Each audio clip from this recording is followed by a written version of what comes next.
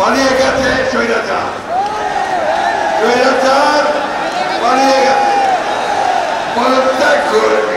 আমি রাষ্ট্রপতির কাছে আহ্বান জানাবো, কোন বিলম্ব না করে ইন্টারিম গভর্নমেন্ট যেটা সামনের দাবি অন্তর্বর্তীকালীন সরকার, সেই সরকার গঠন করুন।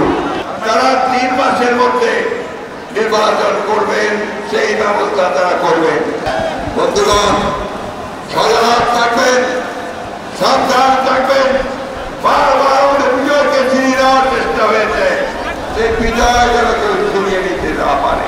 এইবার এই ছাত্র জনতার যে আন্দোলন, আমাদের ছাত্র নেতাদের নেতৃত্বে যে আন্দোলন, সেই আন্দোলনে আমরা সহযোগিতা করে আমরা একাত্মতা ঘোষণা করেছিলাম এবং সেই কারণেই আমাদের প্রায় 11,000 নেতা কর্মীকে গ্রেফতার করা হয়।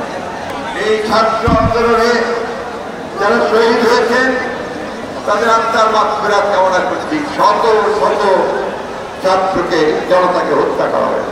আমি সেলুট করি এই ছাত্রদের, যারা অতি অল্প সময়ের মধ্যে ছাত্র জনতাকে ঐক্যবদ্ধ করে আজকে এই দেশের মানুষদের সামনে আমরা লড়াই করছি দীর্ঘদিন ধরে। সেই ভয়াবহ গণতন্ত্র বিনাশী, অর্থনীতি বিনাশী, গণতন্ত্র বিরোধী শক্তি আওয়ামী লীগের অবৈধ সরকারের বিরুদ্ধে সেই সরকারকে জনগণের ছাত্র জনতার উত্থানের করতে দিয়ে পদত্যাগ করে পালিয়ে যেতে হয়েছে। বন্ধুগণ, এ বিজয় আপনাদের সকলের, এ বিজয় ছাত্রদের, এ বিজয় আপনাদের।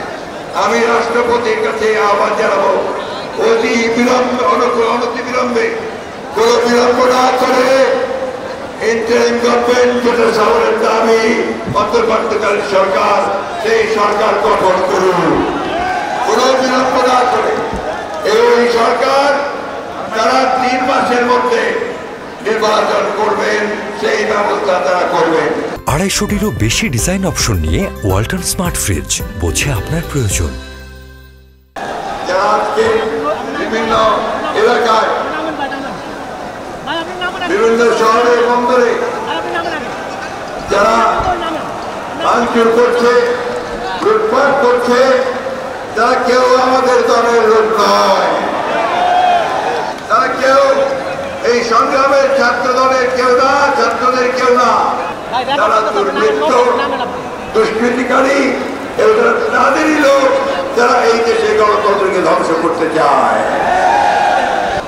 একটা কথা সবসময় মনে রাখতে হবে, এখন যে কাজ, এই কাজটি সবচেয়ে কঠিন কাজ। সেই কাজ হচ্ছে বিজয়কে সংহত করা, গণতন্ত্রের উত্তরণকে সঠিকভাবে এগিয়ে নিয়ে যাওয়া। আমি ধন্যবাদ জানাতে চাই দেশপ্রেমিক সেনাবাহিনীকে, যে তারা ঠিক প্রয়োজনের সময় জাতির সেই কঠিন প্রয়োজন, সেই প্রয়োজনের সাড়া দিয়ে তারা জনগণের পাশে এসে দাঁড়িয়েছেন। এর জন্য পূর্ণ সহযোগিতা আমরা তাকে দেবে, জনগণ তাকে দেবে। বন্ধুগণ, ছাত্রদের সঙ্গে একতাবদ্ধ হয়ে আমরা এই বিজয়কে সুসংহত করি।